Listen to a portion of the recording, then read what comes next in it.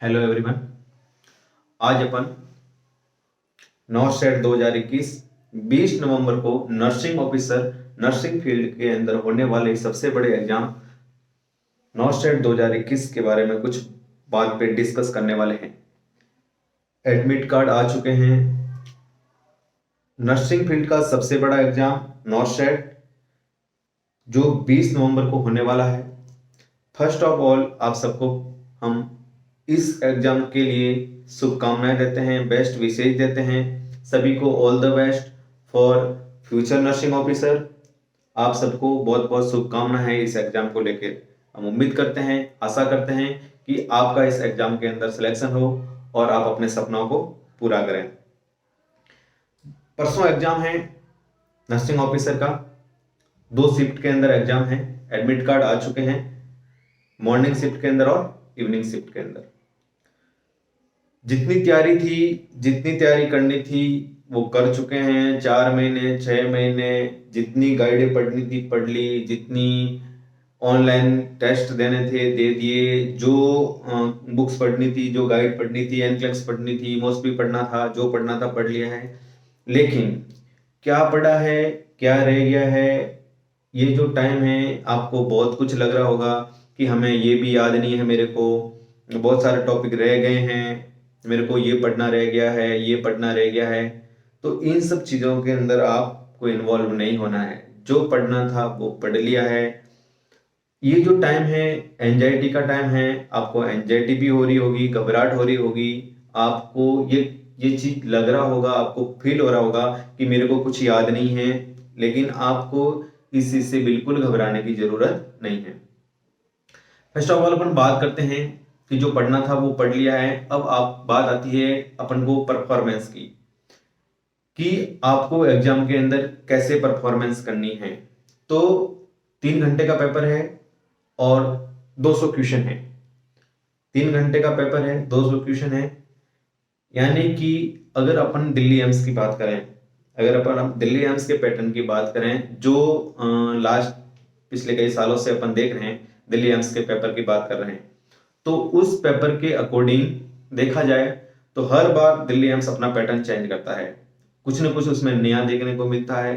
कभी कुछ image base, कभी कुछ वीडियो बेस, बहुत सारी चेंजेस पैटर्न के अंदर देखने को मिल रहा है। अपन को नहीं पता कि आने वाले एग्जाम का क्या पैटर्न रहेगा, क्या अकॉर्डिंग टू सिलेबस सब कुछ सही है। फर्स्ट ऑफ ऑल सबको एक चीज हम बता दें कि जो पहली बार एग्जाम दे रहे हैं उनको ये बात जानना जरूरी है कि ये एग्जाम है, ये ऑनलाइन एग्जाम होगा। कुछ लोगों को ये पता नहीं है जो पहली बार एग्जाम दे रहे हैं। उनका मेरे पास 1-2 का कॉल आया था, मैसेज भी आया, बताया कि उनको ये पता नहीं है कि एग्जाम में अगर एक बार क्वेश्चन अटेम्प्ट कर लिया तो आप दोबारा अटेम्प्ट उसको वापस उसको चेंज कर सकते हैं या नहीं कर सकते हैं। इस कंडीशन के अंदर क्लियर है, आप ऑप्शन को 3 घंटे के अंदर कभी भी क्वेश्चन को क्या कर सकते हो, चेंज कर सकते हो। आप अपने आंसर को बदल सकते हो। नेक्स्ट, जो लोग जो कैंडिडेट्स हैं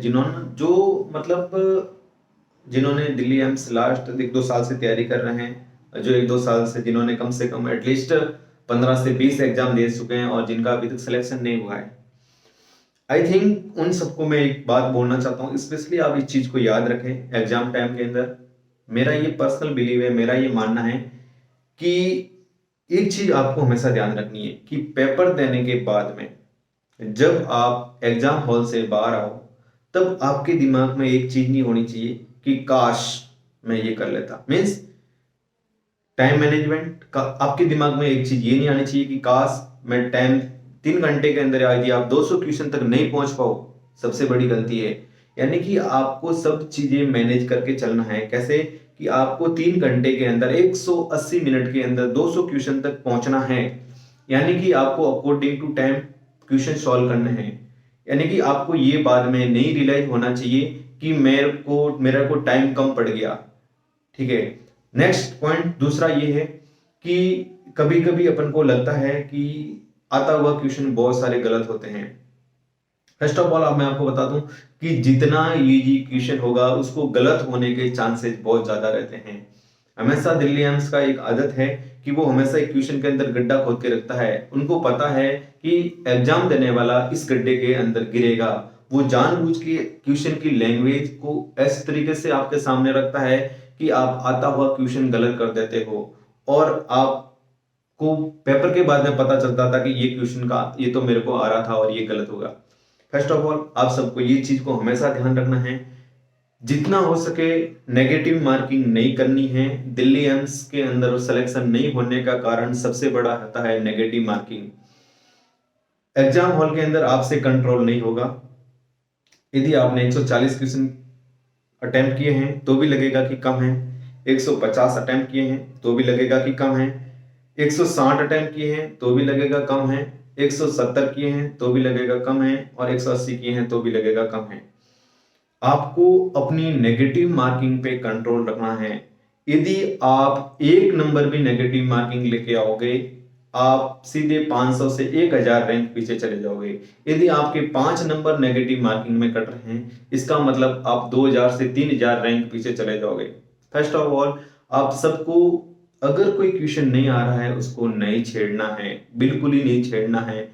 आप उस क्वेश्चन को अटेम्प्ट नहीं करना है।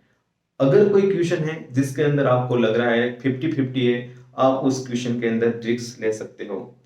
अगर अपन बात करें अकॉर्डिंग टू सीट पोजीशन, अगर अपन एम्स के अंदर सीट के अकॉर्डिंग बात करें 80-20 रेशियो के अकॉर्डिंग बात करें तो कुछ लोगों ने बोला कि कितने क्वेश्चन अटेम्प्ट करने चाहिए कितने नहीं करने चाहिए। आई थिंक मेरे हिसाब से अगर आप मेल कैंडिडेट हैं 150 प्लस क्वेश्चन आपके अटेम्प्ट होने चाहिए, क्योंकि 80-20 के हिसाब से बॉयज की अगर मेरिट देखी जाए तो वो हाई जाएगी। आई थिंक 150 प्लस अगर आप अटेम्प्ट कर सकते हो, ज्यादा नहीं। इसका मतलब ये नहीं कि आप 190 कर रहे हो 180, मतलब 150 प्लस होने चाहिए, ठीक है। और अगर फीमेल कैंडिडेट है 80-20 के हिसाब से तो 150 40-50 के बीच में ये क्वेश्चन अटेम्प्ट करने का है एटलीस्ट।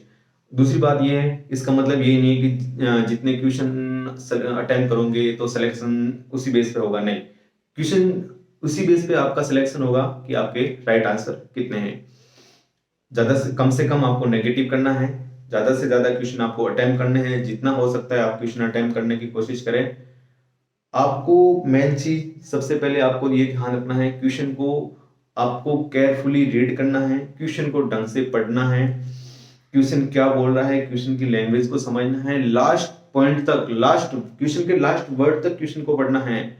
लास्ट में एक्सेप्ट लिखा हुआ है, एक्सपेक्ट लिखा हुआ है, क्या लिखा हुआ है उसको पूरा पढ़ना है। उसके बाद में आपको ऑप्शन पढ़ने हैं और ऐसा नहीं है कि पहले ऑप्शन को देख ही आप आंसर दे रहे हो। आपको क्वेश्चन के चारों ऑप्शन पढ़ने हैं, चारों ऑप्शन पढ़ने के बाद में आपको आंसर सिलेक्ट करना है तभी, वरना आप पहले ऑप्शन को देखोगे क्या पता आपका चौथा ऑप्शन हो उससे बेटर हो, क्या पूछा ऑल ऑफ हो, बहुत सारी चीजें हैं। तो आपको ये चीजें आपको एग्जाम के अंदर मेनली ध्यान रखना है। आता हुआ क्वेश्चन गलत नहीं होना चाहिए, ये सबसे बड़ा आप ध्यान रखें। ऐसा नहीं हो कि एग्जाम के हॉल के बाहर आते हुए पढ़े, बाहर आते हुए आपको फिर रियलाइज हो अरे मैंने तो एक्सेप्ट नहीं पढ़ा, एक्सपेक्ट नहीं पढ़ा, मैं तो चौथे ऑप्शन तक पहुंचा ही नहीं। तो वो चीज आपके साथ नहीं होनी चाहिए। नेक्स्ट अपन बात करते हैं कि एग्जाम के अंदर अपने कॉन्फिडेंस को बनाए रखा है। अगर आपने कॉन्फिडेंस खो दिया और एग्जाम के प्रेशर को झेल लिया तो आप आते हुए क्वेश्चन गलत करोगे, आप वहां पे वो डिसीजन ले लोगे जो आपको नहीं लेना चाहिए था। इसलिए आपको क्या करना है उसको ध्यान में रखना है, किसको, कि आपको एग्जाम का बिल्कुल प्रेशर नहीं लेना है। जो पढ़ना था वो पढ़ लिया है, सबने वही पढ़ा है जो आपने पढ़ा है नर्सिंग के अंदर, ठीक है। कोई आपसे ज्यादा धुरंधर नहीं है, कोई आपसे ज्यादा अच्छा इंटेलिजेंट नहीं है। आपको इस एग्जाम के लिए एक बार फिर से शुभकामनाएं देता हूं। मैंने क्या पढ़ा है क्या नहीं पढ़ा है डजेंट मैटर, लेकिन 3 घंटे की पारी, 3 घंटे का टाइम, 3 घंटे का एग्जाम टाइम, जिसने कंसंट्रेट होके जो 3 घंटे की पारी खेल गया वो इसका सिकंदर होगा, वो इस एग्जाम का सिकंदर हो जाएगा, उसका सिलेक्शन हो जाएगा। आप अपने स्ट्रेस पे, आप अपनी एंजाइटी पे, आप अपने कॉन्फिडेंस, सब चीजों को मैनेज करके चलें, सब चीजों को कंट्रोल करके चलें। एक बार फिर से आपको इस एग्जाम नॉर्थ 2021 की बहुत बहुत शुभकामनाएं। Wish you very all the best for north 2021। आप सबको फ्यूचर नर्सिंग ऑफिसर की बहुत बहुत शुभकामनाएं। लास्ट एक लाइन के साथ में इस वीडियो को यहीं पे एंड करते हैं कि रख हौसला, वो मंजर भी आएगा, प्यासे के पास चलकर समंदर भी आएगा, थक के ना बैठ ए मंजिल के मुसाफिर, तुझे मंजिल भी मिलेगी और मिलने का मजा भी आएगा। जय हिंद।